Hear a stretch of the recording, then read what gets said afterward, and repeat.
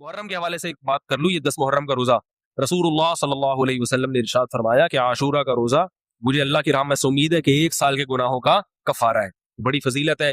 رمضان کے بعد سب سے زیادہ فضیلت عاشورہ کے روزے کی ہے, 10 محرم کا روزہ. سمجھ رہے ہیں محرم میں ہمیں شریعت نے کیا کرنے کا حکم دیا ہے, اسلام کیا کہتا ہے؟ پہلی بات, اسلام یہ کہتا ہے کہ محرم میں روزے رکھنا دوسرے مہینوں کی نسبت زیادہ ثواب ہے. رمضان کے بعد تو زیادہ سے زیادہ روزے رکھیں, اور اسپیشلی 10 محرم کا روزہ 1 سال کے گناہوں کا کفارہ ہے, یہ اور زیادہ ثواب ہے. پورے محرم نہیں رکھے جاتے تو کیا کرنا ہے, 10 محرم کا رکھنا ہے. حدیث میں آتا ہے کہ آپ نے حکم دیا 2 روزے ملا کے رکھو, کیونکہ یہودی جو تھے وہ 1 روزہ رکھتے تھے, صحیح ہے نا, تو یہودیوں سے مشابہت سے بچنے کے لیے ہمیں حکم دیا کہ اس کے ساتھ ایک اور روزہ ملائیں. تو علماء یہ کہتے ہیں کہ آج کل یہودی 10 محرم کا روزہ نہیں رکھتے, تو اب مشابہت ختم ہو گئی ہے. تو اگر کوئی 9, 10 یا 10, 11 کا رکھ لے تو اچھی بات ہے, نہیں تو صرف 10 محرم کا بھی رکھ لے تو بھی انشاءاللہ پورا ثواب ملے گا, کیونکہ اب اس میں مشابہت رہی نہیں ہے. سمجھ رہے ہیں کہ نہیں سمجھ رہے؟ یہ کرنے کا کام ہے. دوسرا کام, محرم میں گناہ دوسرے مہینوں کی نسبت زیادہ, اس کی قباحت زیادہ بڑھ جاتی ہے, کیونکہ 4 مہینے محترم ہے, شوال, ذیقعدہ, ذیلحجہ, محرم اور رجب. یہ 4 مہینے جو ہیں اسلام میں اشہر حرم کہلاتے ہیں. قرآن کہہ رہے فلا تظلموا فیہن انفسکم, ان میں اپنی جانوں پہ ظلم مت کرو. یہ ماتم کرنا بھی تو ظلم ہے نا اپنی جان پہ, تو اللہ نے فرمایا ان 4 مہینوں میں اپنی جان پہ ظلم مت کرو. کسی بھی طرح سے ظلم ہو, جسمانی ظلم ہو, روحانی ظلم ہو. جسمانی ظلم ماتم کر کے بھی ہو سکتا ہے, اور انگاروں پہ چل کے بھی ہو سکتا ہے, اپنے آپ کو پیٹ کے بھی ہو سکتا ہے. روحانی ظلم کیا ہے؟ گناہ کر کا. تو نہ گناہ کرنے کی اجازت, نہ کسی اور طرح سے. عام مہینوں میں بھی ظلم کی اجازت نہیں ہے, نہ اپنے اوپر اور نہ کسی اور پر. تو ان 4 مہینوں میں ظلم کی نوعیت بڑھ جاتی ہے. سمجھ رہے ہیں؟ یہ ایک محرم کی فضیلت ہے اسلام میں. اور تیسری فضیلت جو محرم کی, جو بعض روایات سے ثابت ہے, یعنی جو فضیلت تو نہیں کہیں گے اس کو, جو محرم میں کرنے کا کام ہے, وہ بعض حدیث میں آتا ہے کہ آپ صلی اللہ علیہ وسلم نے ارشاد فرمایا کہ عاشورہ کے دن اپنے اہل و عیال پر دسترخوان کو وسعت دو, اس سے اس میں برکت ہوتی ہے. لیکن یہ جو حدیث ہے یہ ضعیف ہے, سند کے لحاظ سے پاورفل اور مضبوط نہیں. بعض علماء نے کہا کہ اس کثرت طرق کی وجہ سے حسن کے درجے کو پہنچ گئی ہے. ہمارے ہی بعض اکابر علماء کی رائے ہے, علماء جو بر صغیر کے علماء, بڑے بڑے علماء ہیں, میں نام نہیں ذکر کرتا لیکن بہت بڑی اپر لیول کے علماء ہیں, ان کی رائے یہ ہے کہ یہ ضعیف, اتنی ضعیف نہیں ہے کہ بالکل ہی مسترد کر دی جائے, ٹھیک ہے نا, اور تعدد طرق کی وجہ سے درجہ حسن کو پہنچ گئی ہے. علامہ ابن تیمیہ رحمہ اللہ تعالی, جن کو سعودی عرب میں بہت فالو کیا جاتا ہے, ان کی رائے اور سلفی علماء کی رائے جو سعودی عرب کے العثیمین, بن باز وغیرہ تھے, ان کی رائے یہ کہ یہ حدیث بالکل صحیح نہیں ہے, اور اس کی کوئی حیثیت نہیں ہے کہ دسترخوان کو وسیع کیا جائے اور عاشورہ کے دن کھانا کھلایا جائے. سمجھ رہے کہ نہیں سمجھ رہے؟ لیکن جو دوسری طرف معتدل علماء, معتدل سے مراد میں ان کو برا نہیں کہہ رہا, لیکن وہ انہوں نے حدیث کی جو, اگر آپ سندوں کی تحقیق کریں گے تو اس کو بالکل من گھڑت قرار دینا درست نہیں ہے. اگر سندوں کی تحقیق کریں گے تو ایسا معلوم ہوتا ہے کہ علامہ ابن تیمیہ رحمہ اللہ تعالی, جو ہمارے لیے قابل احترام ہے, انہوں نے اس حدیث کو رد کرنے میں تھوڑا مبالغہ سے کام دیا, غلو کیا ہے. ایسا نہیں ہے کہ بالکل ہی اس کی کوئی ویلیو نہیں ہے. تو ضعیف روایتیں ہیں لیکن کثرت طرق کی وجہ سے درجہ حسن کو پہنچ گئی ہے. سمجھنے کی نہیں سمجھ رہے؟ اس وجہ سے بعض علماء کی رائے, بلکہ اکثر, بلکہ جمہور کی رائے یہی ہے کہ محرم میں اگر کوئی اپنے بچوں کو جمع کر کے اچھا کھانا کھلا دیتا ہے 10 محرم کو, اور یہ حلیم شاید یہیں سے نکلا ہے, میں شاید یہیں سے نکلا ہے کہ یوں وہ اچھا کھانا ہو جائے گا, تو وہ کہتے ہیں کوئی حرج نہیں ہے. لیکن ایک بات جو دوسرے علماء کہتے ہیں, جو میری بھی سمجھ میں آتا ہے, بلکہ میں نے پہلے کہیں پڑھا تو نہیں, میرا دماغ اس طرف گیا, لیکن اس کی تائید میں علماء کے فتاوی مل گئے. دیکھو, اگر کوئی حدیث ضعیف ہو یا حسن ہو تو صرف حسن ہونا کافی نہیں ہے, یہ دیکھا جائے گا کہ یہ دوسری صحیح حدیثوں سے ٹکرا تو نہیں رہی ہے. یہ بھی فقہ کا اصول ہے کہ اگر ایک کمزور چیز ہے لیکن وہ طاقتور دلیل سے ٹکرا رہی ہے تو پھر اس کمزور چیز کو بالکل رد کیا جائے گا. تو عاشورہ کے دن روزہ رکھنے کا حکم ہے, یہ بالکل بخاری مسلم کی صحیح حدیث سے ثابت ہے. اور جو کھانا کھلانے والی روایت ہے وہ اس ٹکر کی نہیں, اس کو تو ابن تیمیہ جیسے محقق نے بالکل ہی کالعدم قرار دے دیا, بعض عرب علماء نے بھی بالکل کالعدم قرار دے دیا, اگرچہ ہماری رائے ہے کہ بالکل کالعدم نہیں ہے, لیکن بہرحال اس میں محدثین کا بڑا اختلاف ہوا ہے.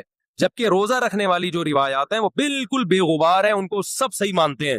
تو کھانا کھلانا اور روزہ جمع, بولو بھائی, نہیں ہو سکتا, اس لیے کہ اگر وہ روزے کا دن ہے تو کھانے کا دن نہیں ہے, کھانے کا دن ہے تو روزے کا نہیں.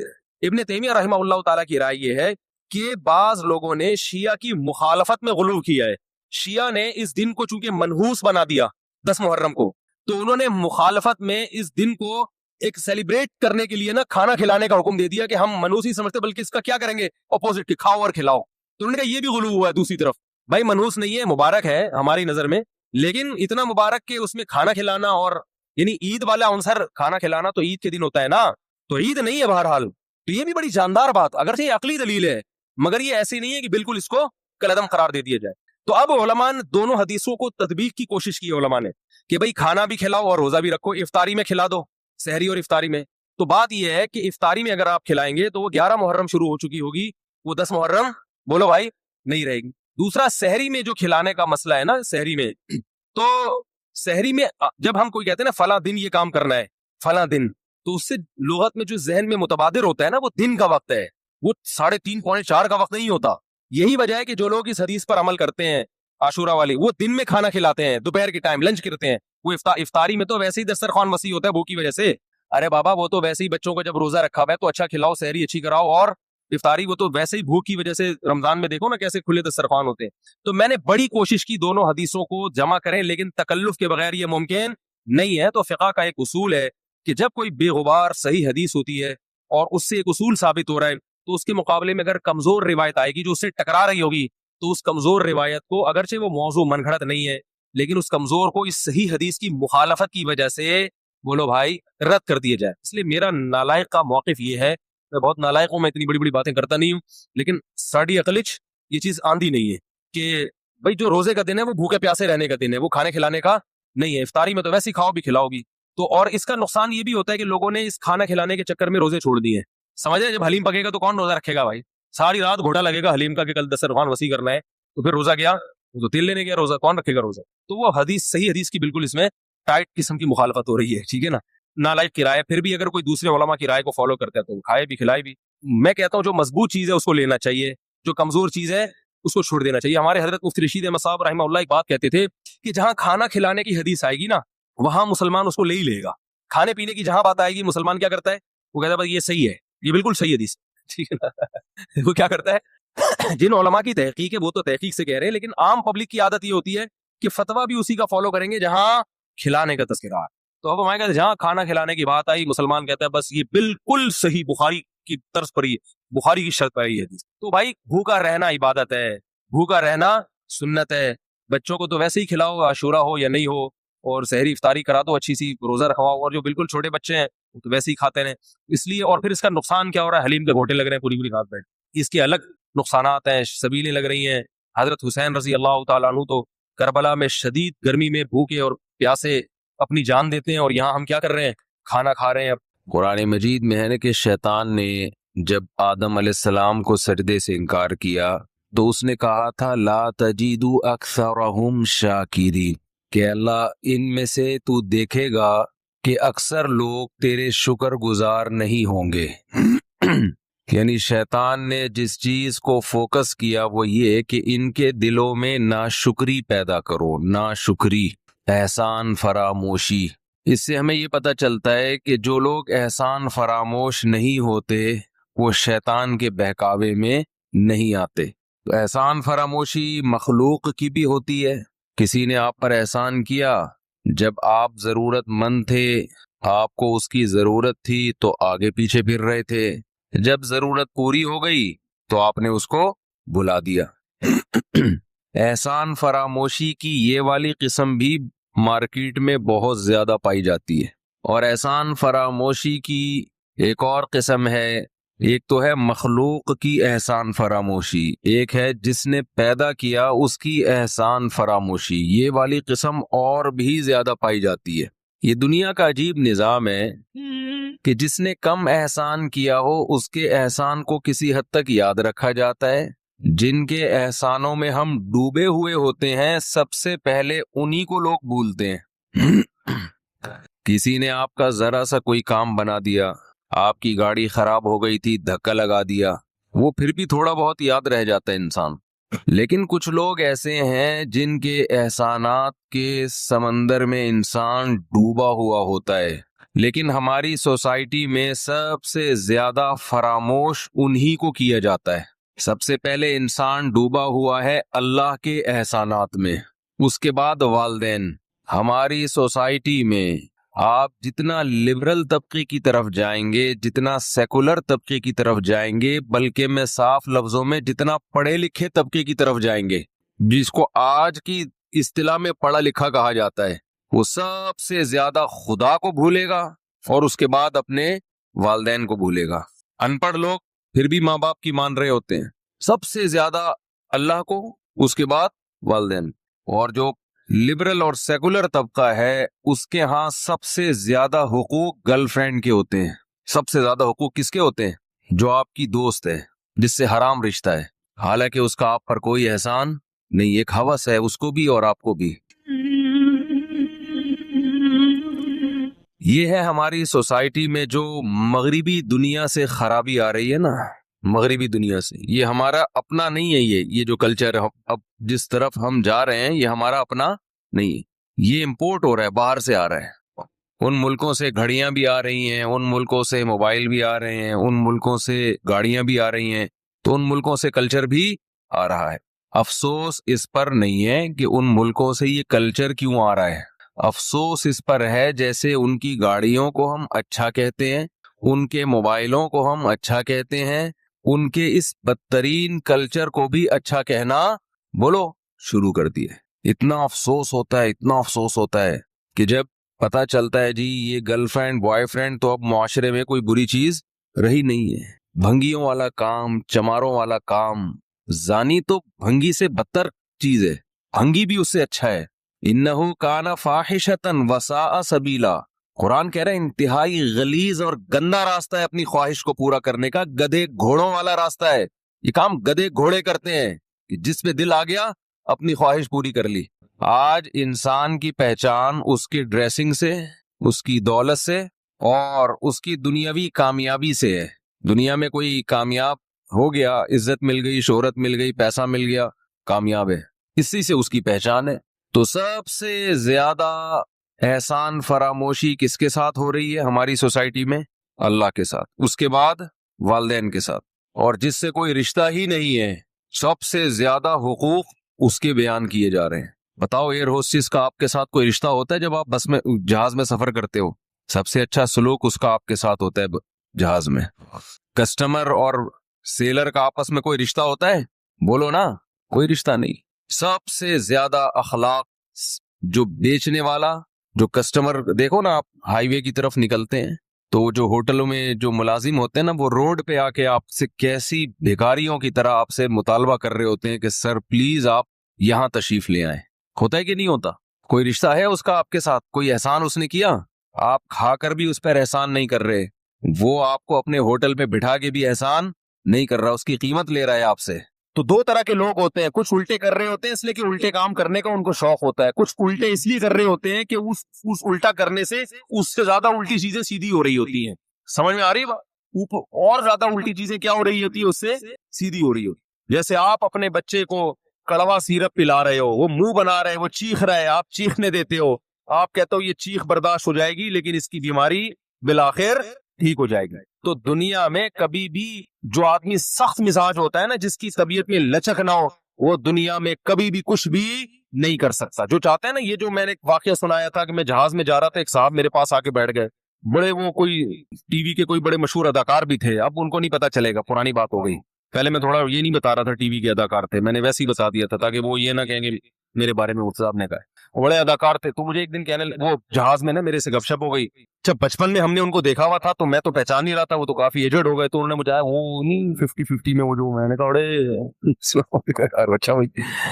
تو مجھے وہ کہنے لگے کہ مفتی صاحب ایک بات بتاؤں، میں غلط بات بالکل بھی برداشت نہیں کرتا، میں غلط بات بالکل برداشت نہیں کرتا۔ اب چونکہ میری ان سے بے تکلفی نہیں تھی تو میرا دل چاہ رہا تھا میں ان سے کہوں آپ پھر ناقابل برداشت آدمی ہیں، کسی کے لیے آپ کو برداشت کرنا ممکن، کیونکہ جو آدمی بالکل بھی غلط بات برداشت نہیں کرتا نا، اس کو دنیا میں کوئی بھی برداشت نہیں کرا، کیونکہ دنیا میں 100% صحیح کہیں بھی نہیں ہو رہا ہے، کچھ غلطیاں برداشت کرنی پڑتی ہیں اس چکر میں کہ یار یا تو ہم میں تپڑ نہیں ہے اس کو صحیح کرنے کا، یا یہ کہ اس کو برداشت نہ کیا تو اس سے زیادہ غلط ہو جائے گا۔ اب ابا سگریٹ پی رہے ہیں بیٹھ کے، پیے جا رہے ہیں، پھونک رہے ہیں، غلط ہو رہا ہے نا، صحت بھی خراب ہوگی ابا کی، لیکن آپ کیا کرو گے؟ ایک دفعہ، 2 دفعہ، 3 دفعہ، اس کے بعد چھوڑ دو گے یار میں ان کا باپ نہیں ہوں۔ آپ نے ابا کو کہا سگریٹ ہاتھ سے لے کے پھینک دی کہ میں غلط بات برداشت نہیں، یہ کیا ہو رہا ہے؟ تو ابا چرس لے آئیں گے اگلے دن, بولیں گے روک کے دکھا, میں تیرا باپ ہوں تو میرا باپ, اور تو بھی پی, ورنہ جائیداد سے آگ کرتا ہوں میں تجھے. وہ بڑے کو تو یہی ہوتا ہے. ایسا آدمی گھریلو زندگی میں ناکام ہے, کیونکہ بھائی بیوی میں بھی کچھ آڑی ترچھی ہوتی ہے, کچھ نہ کچھ الٹی سیدھی. بیویوں کی بھی برداشت کرنی پڑتی ہے, اولاد کی بھی برداشت کرنی پڑتی ہے, کچھ سالے بھی الٹے سیدھے ہوتے ہیں. پتہ نہیں کیا بوڑھتا, مجھے کہہ رہا تھا یہ, پتہ نہیں تمہیں تو نہیں کہہ رہا تھا یہ, مجھے کہہ رہا تھا. مطلب پوچھ رہا ہوتا ہے آدمی اس کا, یہ تمہیں کہہ رہا ہے یا مجھے کہہ رہا ہے؟ مجھے کہہ رہا ہے تو بہت غلط کہہ رہا ہے. تو آدمی کہتا ہے چلو پوچھو ہی نہیں کس کو کہہ رہا ہے, فرض کر لو کہ یہ اس کو کہہ رہا ہے. نکل لیا وہاں برداشت. وہی لطیفہ سناتا ہوں نا میں اکثر, ایک طاقتور آدمی جا رہا تھا, اس کو شو مارنے کا شوق تھا, اس کے ساتھ ایک کئی دبلا سا آدمی گزرا, اس موٹے طاقتور نے اس کو دھکا دے کے نا گرا دیا ایسے ہی, بس کیا کر لے گا. اب یہ دبلا جب گرا ہے, غلط بات ہوئی نا اس کے ساتھ, کیا کیا گیا, اس کو بڑا غصہ آیا. اب اس نے جب سامنے دیکھا کہ یار یہ تو اتنا پاورفل ہے, تو اس نے کہا بیٹا اگر میں نے برداشت نہیں کیا نا تو ایک اور دھکا دے گا یہ, جتنی ذلت ابھی ہوئی ہے اتنی ہی اور ہوگی, کمپرومائز کرنا چاہیے نا. تو اس نے کیا کیا, دماغ کے تیز ہوتے ہیں باریک لوگ, اس نے بولا یہ آپ نے میرے ساتھ مذاق کیا ہے یا سنجیدگی سے دھکا دیا ہے. اس کا خیال تھا یہ کہے گا میں مذاق کر رہا تھا, ظاہر ہے ایسے موقع پہ لوگ کیا کر رہے ہوتے ہیں, مذاق. تو جب یہ کہے گا میں مذاق کر رہا تھا تو میں ہنسوں گا, ارے اچھا مذاق کر, نکل جاؤں گا, عزت بھی رہ جائے گی اور انتقام بھی نہیں دینا پڑے گا. وہ بڑا ہوشیار نالائق. تو اس دبلے نے اس موٹے سے پوچھا کہ آپ نے میرے ساتھ مذاق کیا ہے یا آپ سیریس تھے. اس نے کہا سیریس تھا میں. تو اس نے کہا اچھا ہو گیا, ورنہ میں اس قسم کے مذاق برداشت نہیں کرتا. یہ کہا اور بھاگ گیا. تو اچھا ہو گیا, ورنہ میں اس قسم کے مذاق بالکل برداشت نہیں کرتا. بھاگ گیا یہ کہہ کے کہ دوبارہ آنے سے پہلے بھاگ. عزت بھی ہے, عقل مند تھا, کیونکہ ابھی بھی بے عزتی ہوئی ہے, لیکن بھائی اگر برداشت نہ کرتے تو اس سے زیادہ بے عزتی ہوتی, اس سے زیادہ بے عزتی ہوتی. تو لچکدار آدمی, لچک, ہمارے نبی میں کتنی لچک تھی, حالانکہ آپ سے زیادہ 100% صحیح دنیا میں اللہ نے کسی کو پیدا نہیں کیا, لیکن ساتھیوں کی بھی برداشت کر رہے ہیں. ہے وہی راز فاش کر دیا ایک صحابی نے, حاتب بن ابی بلتع رضی اللہ تعالیٰ, مسلمانوں کا راز فاش کر دیا. حضرت عمر نے حکم دیا گردن اڑائے ان کی. پوچھا بھائی کیوں فاش کی, انہوں نے وجہ بیان کی. آپ نے فرمایا چھوڑ دو, بدر میں شریک ہوئے, ان کی قربانی ہے, کتنا بڑا ظرف ہے کہ نہیں ہے, وہ چھوڑ دو. اس لیے کہ اگر آپ اپنے ساتھیوں کی غلطیوں پر اس طرح سے کرنا شروع کر دیں. ہمارے ایک دفعہ ایک عالم جو مدرسے کے محتمم ہیں, انہوں نے مجھے اپنا واقعہ بتایا کہ کچھ مدرسے کے استاذ کی شکایت آئی کہ وہ صحیح طرح پڑھا نہیں رہے ہیں. کچھ ہمارے مدرسوں میں اللہ کا یہ بڑا فضل ہے, ہم جتنے ٹیچر ہم نے دیکھے ہیں, اسکولوں کا ماحول بھی ہم نے دیکھا ہے, مقصد اسکولوں کی برائی نہیں ہے, اسکولوں کے ٹیچر کو بھی دیکھا ہے اور مدرسوں کے بھی. بہت فرق ہے دونوں کی دیانتداری میں, زمین آسمان کا فرق ہے. جو ہمارے مدرسے کے جتنے استاذ ہیں اتنی ذمہ داری سے, پابندی سے پڑھاتے ہیں, اتنی محنت سے پڑھاتے ہیں کہ یہ محنت ہم نے اسکولوں میں نہیں دیکھی, کالج میں بھی نہیں دیکھی. چند اساتذہ اسکول میں بھی تھے, کالج میں بھی, لیکن 100% نہیں. مدرسے میں ہم نے 100% دیکھا ہی ہے کہ, اور تنخواہیں بہت تھوڑی تھوڑی, لیکن ٹائم بھی زیادہ دے رہے ہیں. وجہ کیا ہے, موٹیویشن کہاں سے مل رہی ہے کہ بھئی یہ صدقہ جاری ہے ہمارے لیے. تو سب چیزیں تنخواہوں سے تھوڑی ہوتی ہیں. تو کچھ شکایتیں آئیں کہ آپ فلاں کو نکال دیں, فلاں کو نکال دیں, فلاں کو نکال دیں. انہوں نے کہا, جو مشورہ دینے والے تھے نا ان کی فیکٹری تھی, انہوں نے کہا آپ تو جب اپنے ملازمین کی شکایت آتی ہے فوراً نکال دیتے ہیں. اس نے کہا نہیں نکالتے تو نہیں, تو فیکٹری بند ہو جائے گی, اس طرح نکالتے رہو بیٹھ. تو انہوں نے کہا آپ کو فیکٹری کی تو فکر ہے, مدرسے کی فکر نہیں ہے. تو یہ دین ہے, دین کو بچانے کے لیے بھائی 100% کون درست ہوگا. تو جس کی طبیعت میں, نیچر میں لچک نہیں ہے, فلیکسیبلٹی نہیں ہے, وہ دنیا میں کسی کام کا بولو نہیں. وہ بچوں پہ چنگیز خان بن جائے گا, بچے باغی ہو جائیں گے. تو وہ جہاز میں بیٹھے ہوئے میرے پاس غلط بات بالکل بھی برداشت کرتا ہی. اچھا بھائی نہیں کرتے ہوگے یار, آپ ہی کر سکتے, ہم تو کر لیتے ہیں. میں دل میں سوچ رہا تھا میں نہیں برداشت کر رہا, آپ اتنی غلط بات کر رہے ہو, لیکن میں کیا کر رہا ہوں, کیونکہ مجھے پتا ہے میں اگر جواب دوں گا تو بحث چھڑ جائے گی, ہمارا تو سارا ٹائم اسی میں لگ جائے گا. تو ہم اچھا بھائی, بس ہم نے یہی کہا ماشاءاللہ, اچھا لگا آپ کے منہ سے یہ سن کے اچھا لگا. تو بات کیا کر رہی تھی, یہ بات کہاں سے آئی, بات کیا چل رہی تھی یہ, ہاں تو میں یہ عرض کر رہا تھا, اس زمانے میں دین کی خدمت کرنے کے لیے ایک طریقہ ہے, گھر میں باؤنڈ ہو کے اپنی خانقاہ میں بند ہو کے آپ بیٹھ جاؤ, تو آپ کا کام بہت محدود. لیکن آپ کو پتہ نہیں ہوگا کہ دنیا کہاں سے کہاں جا رہی ہے, اور اسلام کے خلاف اور اہل حق کے خلاف کیا کیا دنیا میں سازشیں ہو رہی ہیں. ہمارے ایک استاذ تھے, انہوں نے, استاذ تو نہیں کیسے کہ بڑوں میں سے تھے, انہوں نے واقعہ سنایا کہ چند علماء میرے پاس آئے, انہوں نے کہا غامدی صاحب اتنا کچھ پروپیگنڈا کر رہے ہیں اسلام کے خلاف, آپ کام کیوں نہیں کرتے, اس کے دلائل کا جواب کیوں نہیں دیتے. اچھا جو علماء ان کو سمجھانے کے لیے آئے وہ علماء کے ویڈیو بنانے کے قائل نہیں تھے. انہوں نے کہا دیکھیں غامدی صاحب ویڈیو کیمرے کے سامنے بات کر رہے ہیں اور بات محترم کی بات پھیل رہی ہے یونیورسٹیوں میں اور کالجز میں, اور آپ میرا بیان رکھوا رہے ہیں کہاں رکھوا رہے ہیں؟ مدرسوں میں, جو غامدی کے نظریات سے متاثر ہی نہیں ہے. ٹھیک ہے نا. تو جو متاثر ہے وہاں عورتیں بھی ہوں گی, لڑکیاں بھی ہوں گی, لڑکے بھی ہوں گے. ان کو آپ کہہ رہے ہو کہ برقعے پہنا کے لڑکیوں کو سائڈ پہ کر دو اور لڑکوں کو ادھر کر دے, تو بہت اچھی بات ہے, لیکن ہمیشہ نہیں ہوتا ایسے. تو آپ جس طبقے میں وہ کام کر رہا ہے اس طبقے میں ہماری دعوت پہنچ نہیں رہی, تو میرا دماغ خراب ہے, میں اپنا ٹائم ضائع کروں جواب تیار کر کے. سوال اس نے کیا ہے, جواب آپ اس کو کس کو دے رہے ہیں؟ اس کو دے رہے ہیں. ایسا تھوڑی ہوتا ہے. تو اس زمانے میں کوئی بھی کام ہوگا, کیونکہ اس وقت اسلام کی دنیا میں حکومت نہیں ہے, اس وقت تو کفر کی حکومت ہے, تو آپ کو دنیا میں جو بھی کام کرنا پڑے گا. اب جیسے یہ جو یوٹیوب کی ارننگ بھی اسی میں آ گئی ہے نا, ایسے ایڈورٹائز چل رہے ہیں. میں لوگوں سے کہتا ہوں کہ یہ جو آپ شیمپو کی بوتلیں بیچ رہے ہیں ان پہ تصویریں ہوتی ہیں کہ نہیں ہوتی ہیں؟ تو ہونا تو یہ چاہیے, اس تصویر کو پہلے آپ کیا کریں؟ نہیں علی المنکر میں آتا ہے, نبی نے فرمایا جو گناہ دیکھے ہو اپنے ہاتھ سے کیا کرو, مٹا دو. سب سے پہلے آپ شیمپو کی بوتل پہ تصویر کو کیا کریں گے؟ مٹائیں گے. لڑکیوں کی آپ ہو سکتا ہے وہ تصویر دیکھ کے بدنظری کرے, لیکن آپ کیا کہیں گے؟ بھائی میرے باپ کی کمپنی نہیں ہے, میرے پاس اس کے علاوہ آپشن نہیں ہے. تو ایک خالص حرام ہے اور ایک ایسا حرام ہے جو ہے تو حلال لیکن حرام کی اس میں کیا ہو رہی ہے؟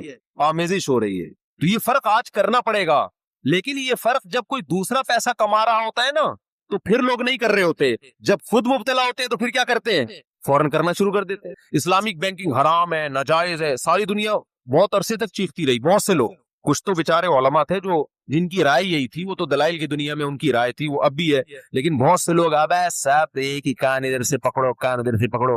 لیکن جب پیسے ختم ہو گئے اور ان کو پتا چلا بھائی بینک لون دے کے آپ کو گھر بنانے کی سہولت دے رہا ہے, آپ کو اسلامک بینک قسطوں میں گاڑی دے رہا ہے, فوراً دارالعلوم کرنگی سے فتویٰ لے کر آگے, بھائی میرے پاس علماء کا کیا ہے؟ فتویٰ ہے. جب ضرورت پڑی تو کیا ہو گیا؟ بھائی یہ تو علماء کا فتویٰ ہے نا, یہ تو شرعن کیا کہتے ہیں, ساری زندگی حنفی ہوتے ہیں, 3 طلاق دے دی تو کیا بن گئے؟ اہل حدیث ہے بھائی. مارکیٹ میں کیا چل رہا ہے؟ یہ ہمارے حضرت فرمایا کرتے تھے, یہ جو خواتین کہتی ہیں نا چہرے کا پردہ نہیں ہے, تو کہتے ہیں آنکھوں کا بھی پردہ ہے, آنکھوں کا بھی پردہ ہے, کیونکہ اٹریکشن ہے ہی آنکھوں میں. اٹریکشن کس میں ہے؟ بہت سے لوگ آنکھیں دیکھ کے گھر تک پہنچ جاتے ہیں, بعد میں جب باقی چہرے پہ نظر پڑتی ہے اسی اسپیڈ سے واپس آتے ہیں, اسی اسپیڈ سے واپس آتے ہیں. تو اٹریکشن تو ہے ہی آنکھوں میں, آنکھیں نہ ہو تو چہرے کا کوئی حسن ہوگا؟ میں اکثر ایک واقعہ سناتا ہوں نا, بہت پرانا ہو گیا, دوبارہ جلدی سے پارسل کر دیتا ہوں. یہ اس پہ کیا عورت کو اپنی آنکھوں کا بھی پردہ کرنا چاہیے. ہمارے ایک دوست تھے, کراچی سے جا رہے تھے لاہور یا سرگودا کہیں جا رہے ہوں گے, تو انہوں نے واقعہ سنایا اپنے کسی دوست کا. وہ دوست بھی مولوی صاحب, اللہ تعالیٰ مغفرت فرمائے مولوی صاحب کی, ابھی زندہ ہیں ویسے وہ تو, لیکن احتیاطاً اللہ پہلی مغفرت کر دے جو انہوں نے بیچاروں سے حرکت ہوئی. تو کہتے ہیں میرے سامنے ایک خاتون بیٹھی ہوئی ہیں نقاب پہن کے, آنکھیں کھلی ہوئی, ان کی آنکھیں کھلی ہوئی تھی. تو وہ خود اپنا واقعہ ہمارے دوست کو اور پھر دوست مجھے سنا رہے کہ یار وہ غلطی ہو گئی نا. انہوں نے پھر بتا دیا کہ یار میں بھی کس چکر میں پھنس گیا تھا. کہہ رہے میں سامنے بیٹھا ہوا ہوں ٹرین میں اور وہ سامنے آنکھیں کھلی ہوئی. کہہ رہے وہ آنکھیں ایسی اٹریکٹیو تھیں, مجھے دل میں میرے طبیعت مائل ہوئی تو میں خدمتیں کر رہا ہوں. میں نے بتایا تھا نا, جب بھی کوئی حج میں آپ جاؤ, عمرے پہ آپ جاؤ یا کہیں بھی سفر میں جاؤ, تو خوبصورت عورت کی سب خدمت کرتے ہیں. کوئی خوبصورت انٹی آ جائے نا کہیں بھی, سارے مل جل کے اس کی خدمت کرتے ہیں. مردوں کی ایک ٹھڑک ہے, یہ ٹھڑک ہوتی ہے آدمی. تو اب وہ کہتے ہیں میں اس کی خدمت شروع کر دی, پانی لے کر آؤں آپ کے لیے, کھانا لے کر آؤں, بار بار پوچھ رہا ہوں. کہتے ہیں بب اتنی میں نے خدمت کی نا, اتنی خدمت, میرا خیال ہے اپنی ماں کی کر لیتے ہیں نا تو شاید بخشے ہو جاتے ہیں. اتنی خدمت کی. کہتے ہیں جب لاہور یا سرگودا قریب آنے والا تھا تو میں نے ان سے پوچھا کہ اب تھوڑا بے تکلف ہو گیا نا, میں نے کہا اب تھوڑا سا لائن مارتے ہیں, فری ہونے کی کوشش کرتے ہیں, پیغام بھیجتے ہیں, کوئی نکاح وکاح کا بھیجنے کا ارادہ ہوگا ان کا کہ چلو یار. تو اتنی خدمت کی. وہ خاتون بھی بڑی خوش کی, ماشاء اللہ یار. لوگ بلا وجہ کہتے ہیں مولوی ایسے مولوی ویسے, اتنی خدمت گزار مولانا. وہ مولوی تھے نہیں داڑھی واڑی تھی. مولوی ہوتے بھی تو بھائی غلطی ہر ایک انسان ہر ایک سے ہو سکتی ہے نا. مولوی کا مطلب یہ تھوڑی ہے کہ وہ کیا مطلب ہے پھر میں بعد میں بتاؤں گا. خیر, تو کہتے ہیں کہ میں نے کیا کیا, میں نے ان سے پوچھ لیا کہ آپ لاہور میں کس سے ملنے جا رہی ہیں. یہ دیکھنا بھی چاہ رہے تھے نا کہ میرڈ بھی ہے یا نہیں, ایسا نہ وہ شادی شدہ نکلے تو ساری خدمت ضائع ہو جائے گی. کہہ رہے میں نے پوچھا کہ آپ کہاں جا رہی ہیں. اس نے کہا میرے نواسے کی شادی ہے, اس سلسلے میں لاہور جا رہی. پتا چلا کسی کی نانی ہے یہ. تو میں نے کہا دھت تمہارے کی یار, میں بلا وجہ کسی کی نانی کی خدمت میں لگا ہوں. کہہ رہے اس وقت سے اس کے بعد سے میرے جذبات ہی خدمت کے ختم ہو گئے. تو یہ فتنہ کہاں سے آیا بولو؟ آنکھوں سے آیا. اس لیے یہ جو چہرے کا پردہ ہے, جوان عورت یا آنکھوں کا پردہ, یہ ضروری ہے. آج کل اسکالرز آ رہے ہیں نئے نئے سارے پردوں سے. ہاں یہ ضرور ہے کہ جو بیچاری بالکل ہی ایکٹر ہو, ناچنے گانے والی ہو, تو اس کو امت کے فقہا کے اختلاف سے ایک فیور دیا جا سکے کہ چلو یار some thing is better than nothing, تم سے مکمل پردہ نہیں ہوتا تو فی الحال اتنا کر لو کہ چہرہ اور ہاتھ کھول لو, باقی پورے جسم کو ڈھانپ لو. اس میں اختلاف ہے فقہا کا, اس اختلاف کا یہاں فیور دیا جا سکتا ہے. لیکن راجح قول جو دلیل کے لحاظ سے مضبوط قول ہے وہ یہی قول ہے کہ عورت سر سے پاؤں تک پوری باڈی کو ڈھانپے. مجھے یاد ہے ہم جب مدرسے میں نا, وہ ہمارے مدرسے میں قریب میں ایک ہوٹل تھا, چرسیوں کا ہوٹل تھا, اللہ تعالیٰ معاف فرمائے, ہمیں پابندی تھی وہاں جا کے چائے پینے پر, لیکن جو مزہ وہاں جا کے چائے پینے پہ آتا ہے نا وہ اب تک کہیں آیا ہی نہیں. دو وجہ سے, ایک تو چرسیوں کا ہوٹل تھا, دوسرا پابندی تھی. جس کام پہ پابندی ہوتی ہے اس میں ویسے ہی زیادہ مزہ آتا ہے. تو ہم آنکھ بچا کے نکلا کرتے تھے اور چپکے چائے گرم گرم نا اس میں فرش میں ڈالی اور ایسے پی کے نکل لیے. تو وہاں میں بیٹھا ہوا تھا اپنے ایک دوست کے ساتھ, ہم لوگ دونوں نکلے. وہ لڑکا مدرسے میں طالب علم نہیں تھا, ملازمت کرتا تھا, جیسے مدرسے میں ملازمین بھی ہوتے ہیں نا, اس وقت تو لڑکا تھا پورا آدمی بن چکا ہے. تو ایک خاتون گزری, اس کے کہیں کلائی کھلی ہوئی ہوگی, تو کہیں کلائی اس کی صرف کلائی کھلی ہوئی تھی, یعنی پورے برقعے میں ڈھکی ہوئی ہے, کلائی کھل گئی, اور وہ کلائی میں پتہ نہیں اس نے کوئی اپنی کلائی کے لیے یوں کیا ہوگا. وہ لڑکے کی جو حالت ہوئی ہے, وہ جو ٹھرکی میرے ساتھ, اب اس کو یاد نہیں ہوگا یہ واقعہ, اس لیے غیبت میں نہیں آتی یہ چیز. اس کی جو حالت ہوئی ہے, مجھے کہہ رہا ہے میرے تو ہاتھ پہ نظر پڑی ہے ایسا لہراتا ہوا. اس نے پھر جو نقشہ کھینچا, میں نے کہا مجھے کیوں خراب کر رہا ہے, نظر تیری پڑی ہے, مجھے کیوں خراب کر رہا ہے. کہہ رہا ہے یار ایسا اس کا یہ ہاتھ ہے, تو میں تو وہ دماغ میں نا اس کے بیٹھ گئی ہوں. تو یہ اتنی چیزوں سے عشق سوار ہو جاتے ہیں, اتنی چیزوں سے پاگل ہو جاتے ہیں لوگ. اس لیے اللہ تعالیٰ نے عورت کو حکم دیا سر سے لے کے پاؤں تک اپنی باڈی کو چھپائے اپنے آپ کو, اتنا نہ ہو. اب یہ یونیورسٹیوں میں خودکشیوں کے واقعات ہو رہے ہیں نا, ان میں اکثر واقعات ناکام عشق کے ہوتے ہیں. آپ ہسپتالوں میں جاؤ, جتنے لڑکے لڑکیاں, زیادہ تر خودکشیاں جوان لوگ کرتے ہیں, بوڑھے لوگ نہیں کرتے. آپ چلے جاؤ, حالانکہ مسائل جوانوں کے ساتھ زیادہ ہوتے ہیں, یہ بوڑھوں کے ساتھ ہوتے ہیں. لیکن خودکشی کا ریشو بوڑھوں میں کم ہے, جوانوں میں زیادہ ہے. اور جوان جو کر رہے ہوتے ہیں نا, ان میں بھی بے روزگاری کی وجہ سے خودکشی کرنے والے 1%, سمجھ رہے ہو, جاب لیس ہو گئے, یہ مسئلے ہو گئے, فلانے مسئلے, 1%.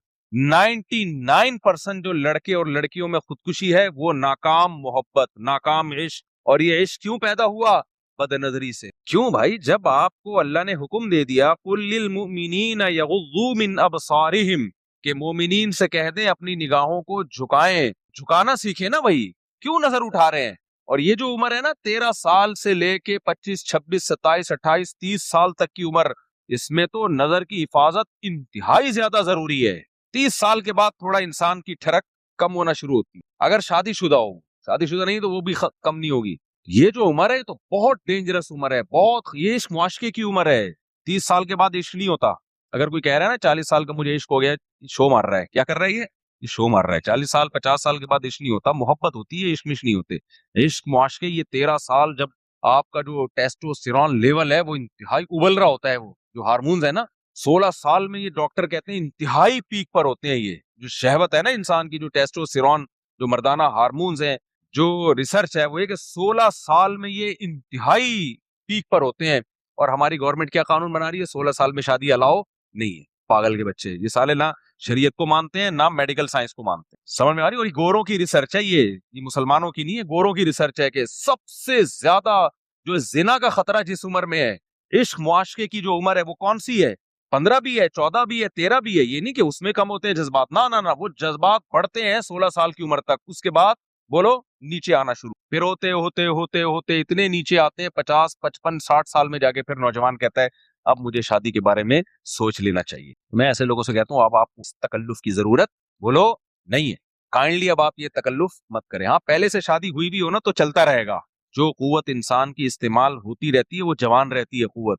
لیکن کنوارا جو اس عمر تک شادی نہ کی ہو تو اس کے بارے میں کچھ تحفظات ہیں, اس کی پھر شادی کے بڑے مسائل ہوتے ہیں. پھر وہ بڑے مسائل ہوتے ہیں, وہ مسائل کیا ہوتے ہیں, میں کوئی قبلہ حکیم نہیں ہوں جو میں آپ کو مسائل بیٹھ کے بتاؤں لیکن ہوتے ہیں, کیونکہ قوت استعمال ہی نہیں ہوئی نیچرلی, تو وہ تو پھر برباد ہو جاتی ہے وہ. خیر, تو 16 سال عشق معاشقہ انتہائی درجے کا ہوتا ہے انسان. اور ہماری حکومت نے اسمبلیوں میں کیا قانون بنایا ہے بھئی 18 سال سے پہلے شادی الاؤ نہیں ہے. لوگ مجھے کہتے ہیں آپ اس کے خلاف بیان دو. میں نے کہا جن لوگوں نے یہ قانون بنایا ہے تو ان کے ہاں تو 36 سال میں شادی نہیں ہوتی. کیا خیال ہے, ان کی اگر بچیاں زنا کر لیں ان کی صحت پہ کوئی فرق نہیں پڑھتا. بوائے فرینڈ ہوتے ہیں ان کے, گرل فرینڈ ہوتی ہے, بوائے فرینڈ ہوتے ہیں. یہ تو غیرت مند لوگوں کے لیے ہم بات کرتے ہیں کہ 18 سال سے پہلے شادی اسلام میں کیا ہے, صرف الاؤ نہیں ہے, ترغیب ہے. لڑکا لڑکی بالغ ہو جائے تو ترغیب ہے نکاح کرنا ہے. جو شریعت جس کی ترغیب دے رہی ہو اس میں ریاست کا قانون بالکل اس کے اگینسٹ ہو, اور ریاست بھی وہ جو دعویٰ کرتی ہو کہ اسلام کے نام پہ بنا ہے, تو اس قانون کو اٹھا کر پھینک دو باہر گلی میں. نئی تہذیب کے انڈے ہیں گندے, اسمبلی میں بننے دو, ہماری صحت پہ کوئی فرق نہیں پڑتا. میں نے اپنی بچی کی شادی 13 سال میں کی, اور میں تو کھلے عام بتاتا ہوں, میرے پہ کیس کرو بھائی.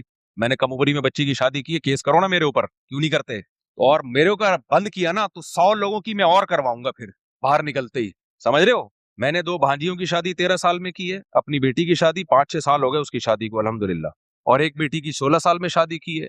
تو ہماری بچیوں کے تو اچھے رشتے اگر آ جائیں, اچھے رشتے نہیں آ رہے پھر تو 38 سال میں بھی نہیں کرو بھائی. یہ نہیں کہ بس گھر سے نکالنا, یہ تو ظلم ہے.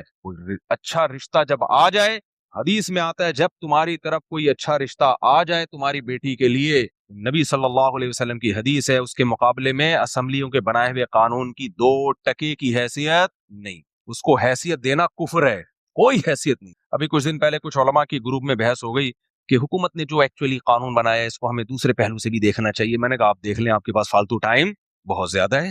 صحیح ہے نا, ہمارے پاس جو اللہ رسول نے قانون بنا دیا پوری امت کا اجماع ہے, ہماری کھوپڑی اتنی فارغ نہیں ہے کہ ہم فالتو چیزوں میں بیٹھ کے یہ اجتہاد کا دروازہ ان مسائل میں کھلا ہوا ہے جو نئے مسائل ہیں. جو مسائل کمپلیٹ ہو چکے ہیں ان میں اجتہاد جائز ہی نہیں ہے, اور منسوس چیز ہے نا. قرآن نے حکم دیا ہے, اجازت نہیں ہے, ترغیب دی ہے قرآن نے, حدیث نے.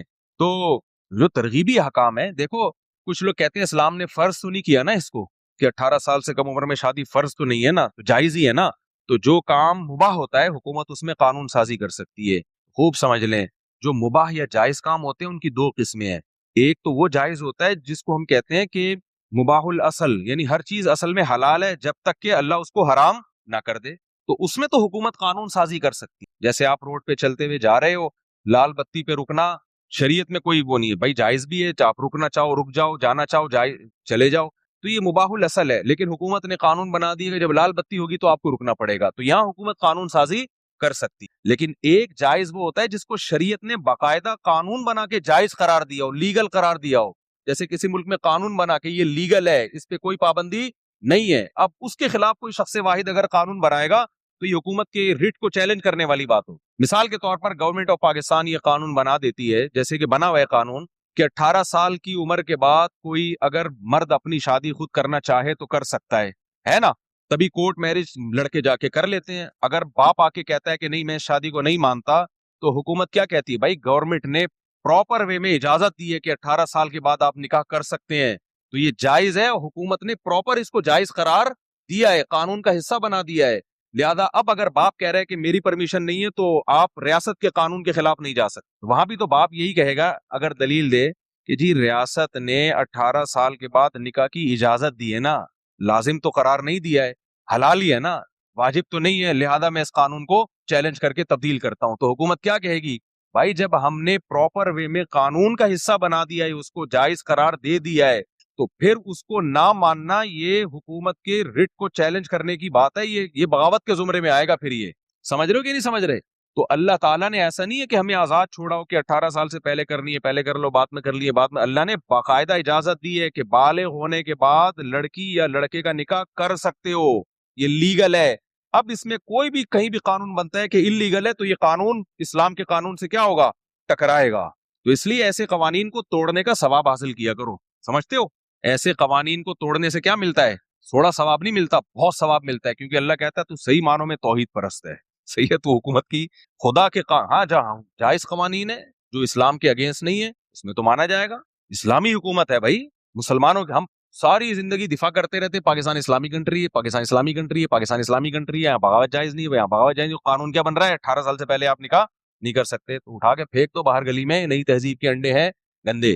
جن لوگوں نے بنایا ہے ان کا نہ قرآن کا پتہ نہ حدیث کا پتہ, اور ان بیچاروں میں وہ غیرت بھی نہیں ہوتی. ان کو کیا پتا کہ ان کی بچیاں یونیورسٹیوں میں بوائے فرینڈ لے کے گھوم رہی ہوتی ہیں, ان کو پتہ چلتا ہے تمہاری بچی کے 10 بوائے فرینڈ ہیں. ایکچولی براڈ مائنڈیڈ بننا چاہیے. تو جب غیرت شرم حیا سب ختم ہو جائے پھر تو 18 کیا یہ 24 سال میں بنا دے, کون کوئی پوچھے گا ان کو, ہے بھائی.